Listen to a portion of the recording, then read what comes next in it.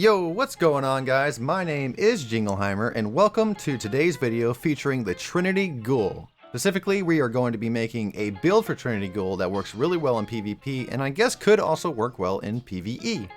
But specifically, we're here to zap people in PvP and zap more people in PvP. We're going to do a lot of zapping. Hang this baby from your front porch, y'all, because we're zapping all the Dire Promises spare rations. I swear it is so strong. It's so fun. The build potential is endless. The play potential is endless. I've wiped whole teams using just this bow, and we're going to showcase that today. So get ready. Now, Trinity Ghoul was always a good weapon to use inside of PvE, but it was never something that you took into PvP unless you just wanted to meme on people. You just wanted to see how many of the lightning rod kills you could get.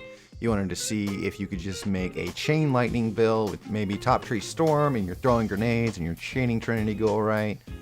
But with the arrival of Season of Arrivals, we have a exotic catalyst for Trinity Ghoul. Lightning Rod now triggers from any arc damage final blow. So basically what this means is your arc melee, your arc grenade, you shoot an arc rocket and you switch to Trinity Ghoul and that gets the kill, gets you Lightning Rod. As well as Trinity Ghoul itself also proccing Lightning Rod. So you go around, you see one guy, he's weak, you kill him with Trinity Ghoul, you see 5 of his teammates are right there, right? One of those guys is weak, they're half shields. You hit the whole squad with Trinity Ghoul, all of them are tagged, the one guy's dead. Well, now everyone else is weak too, you still have Lightning Rod. Throw that Lightning Rod again, team wipe. Just like that. 2 arrows, team wipe. And that's what makes this bow so strong in PvP, especially 6s like Control. Because what ends up happening is you become an ad clearer for your team. And the enemy team is the ads. You're just electrocuting everybody. Like I've had games with 30 kills, but 10,000 damage because you are just constantly putting pressure on the enemy team with Lightning Rod. So here's my build for Trinity Ghoul utilizing Getaway Artist.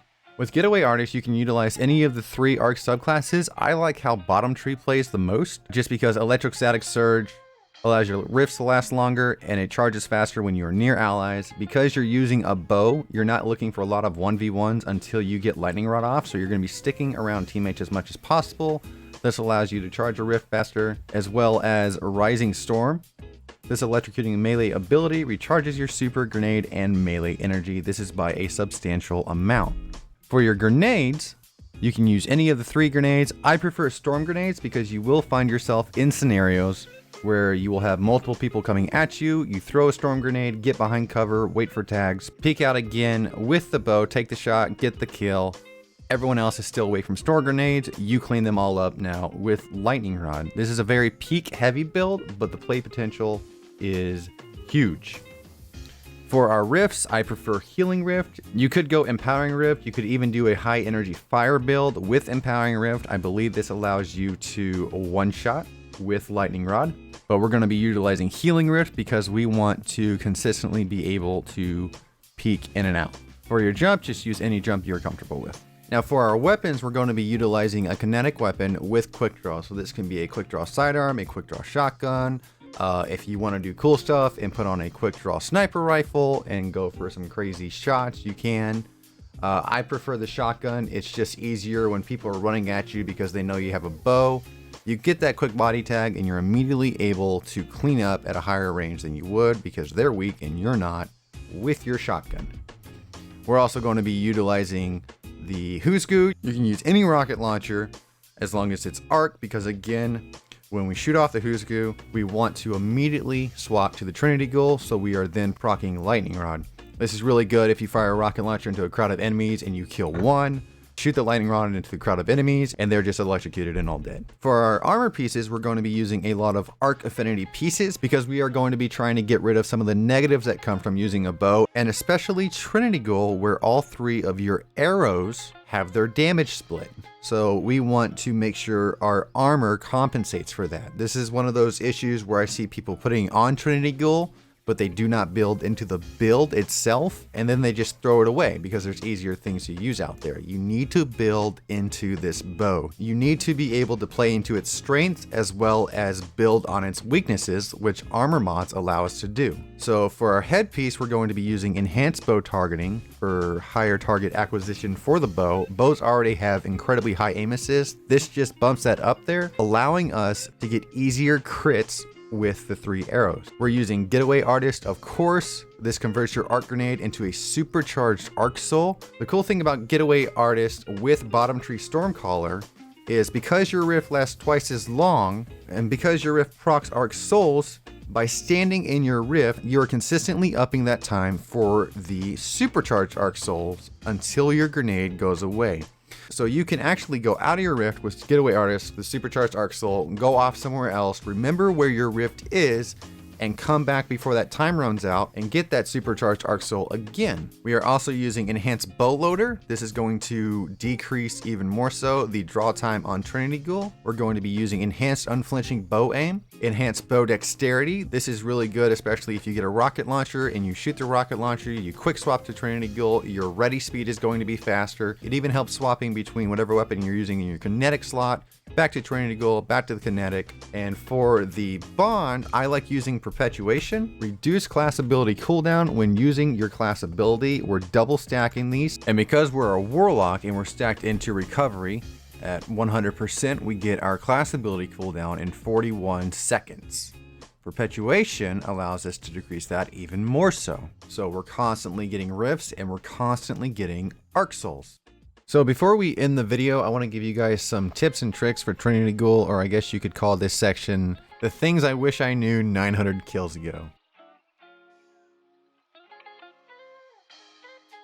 Now the first thing I wish I knew about Trinity Ghoul is that it needs to be treated like a bow until you get Lightning Rod to proc. The thing with Trinity Ghoul is that it is a bow playstyle, but once you get Lightning Rod to proc, you can now use Lightning Rod in combination with your abilities to have a more run and gun playstyle that not a lot of bows allow for. In order to get that Lightning Rod to proc, we need to treat it like a bow. So you need to peek shot, peek shot, peek shot. However, once you're able to get Lightning Rod to proc, you can absolutely go in with a more aggressive playstyle. Another thing I wish I knew about this build is that Arc Souls are a lot stronger than I thought. Arc Souls do 11 damage a hit and 55 damage per burst. Now how you can utilize this is by peeking out just long enough to let your Arc Souls do a full burst, and that mixed in with a full shot from a Trinity Ghoul will take down almost anyone in front of you. Believe in your Arc Buddies, guys. The last thing I wish I knew is when to use Arc Buddy and when to use your grenade. Now Arc Buddy is really great for 1v1 scenarios to help you get a quick kill, but if you find yourself in situations where you're facing a team, then you need to move back. You need to throw a grenade, take a quick peek shot with Trinity Ghoul, and if you feel like you have enough tags and you're able to secure a kill, then tag the wall, the ceiling, or anything nearby the enemy to clean up the rest of the team because they're going to be weak. Now this sounds like a 1 in 100 thing that will maybe happen on a blue moon, but this actually works out a lot more in lobbies, even in lobbies where the other team is running autos, dyers, spares, or fell winners. It is all about how smart you're able to play with this build. Again guys, you're an ad clear in PvP. Here's a really quick don't. Notice here that I get this guy weak and then I immediately try to rush in. This is something you do not want to do with Trinity Ghoul. Now right here, I die because of this, right? However, if I had an Arc Soul and I had Trinity Ghoul procced, I might have been able to take these guys out. I might have been able to secure a triple kill here. So I want to thank everybody for watching this video or getting to this point. This is my very first time making a video like this, and it took me a lot longer than I actually thought it would take me. Let me know in the comments how you like the video format. I know a lot of people like to see a quick build along with some PvP gameplay, but I really wanted to break this down for people so they knew exactly what to expect when they go into a PvP match. Again, thank you guys so much for watching, and if you have any other build ideas or any other videos that you would like to see from me, please let me know in the comments down below. And if you guys would like to see more content like this, I will put a link in the video to my Twitch channel, where we do silly builds and try to find fun ways to make off-meta things work in PvP. Stop by, say hi, I'll be glad to see you there. Once again guys, my name is Jingleheimer, you guys are rad, thank you so much for hanging around.